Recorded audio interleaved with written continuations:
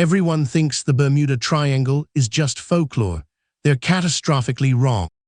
Beneath the calm, shimmering surface of the Atlantic lies a graveyard, not of ships from ancient mariners, but of modern aircraft vanishing without a trace.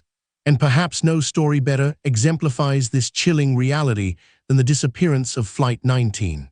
It was December 5, 1945. 5 Avenger torpedo bombers, America's formidable WW-2 workhorses, took off from Fort Lauderdale, Florida. Their mission, a routine navigation training exercise, a simple 2-hour flight. Leading the squadron was Lieutenant Charles C. Taylor, a seasoned combat veteran with over 500 flight hours. He wasn't some rookie. He knew the sky, he knew the sea, and he knew these planes. The flight plan was straightforward. Fly east for 141 miles, drop practice bombs, then head north for 73 miles, and finally turn southwest back to base. A perfect triangle, a routine afternoon. But something went wrong. Around 2:10 p.m., the control tower at Fort Lauderdale received a disturbing transmission. Taylor was reporting compass malfunctions.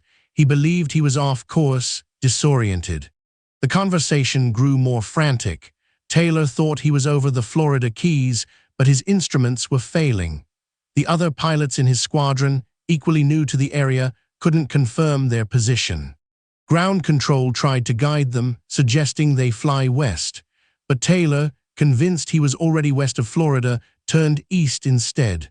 A critical, perhaps fatal, miscalculation. The weather began to worsen. The sun started to set. The aircraft, designed for daylight operations, were running low on fuel, their radios crackling with increasing static. Desperation was setting in.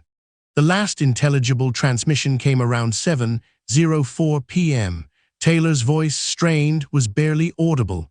"All planes close up tight. We'll have to ditch unless we hit land. When the first man gets down to 10 gallons, we all go down together." Then silence. The 5 Avengers, along with their 14 crew members, simply vanished, swallowed by the vast, indifferent Atlantic. The U.S. Navy launched an immediate, massive search operation. But the story doesn't end there. 2 Martin Mariner flying boats, large twin-engine patrol planes, were dispatched to find the lost squadron.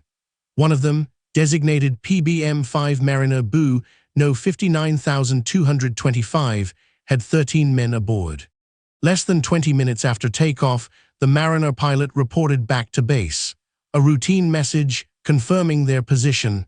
Then nothing. The search plane, too, disappeared.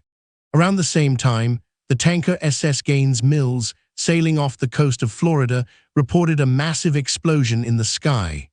A column of fire, rising to 1,000 feet, then falling back into the ocean. The Mariner, known as a flying gas tank due to its volatile fuel system, was presumed to have exploded. The disappearance of Flight 19 now had a grim, terrifying sequel. For days, the Navy scoured 300,000 square miles of ocean. Ships, planes, submarines, they found nothing. No wreckage, no oil slicks, no bodies. Not a single trace of the 6 missing aircraft or their 27 crew members. The official Navy report concluded that Flight 19 got lost due to compass failure and Taylor's misjudgment, eventually running out of fuel and ditching at sea. The Mariner's explosion was deemed a separate, tragic accident. But for many, this explanation felt inadequate. How could experienced pilots, in clear conditions, simply vanish? And how could a search plane, specifically dispatched to find them, suffer the same fate?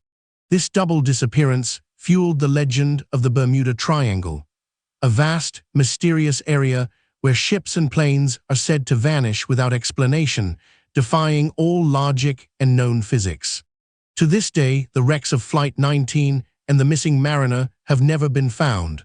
They lie somewhere beneath the waves, a silent testament to one of history's most enduring and unsettling mysteries.